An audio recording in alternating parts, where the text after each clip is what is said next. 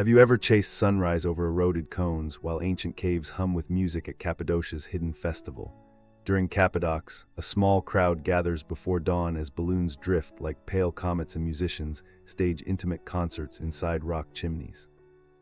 Locals recall a tradition of blending Anatolian folk songs with contemporary art, turning remote valleys into a living, whispered gallery. Visitors hike silent trails between fairy chimneys, then descend into underground churches lit by lanterns that pulse with the beat. Leaving at daybreak, travelers carry a memory of sound, stone, and wind that promises a world beyond guidebooks.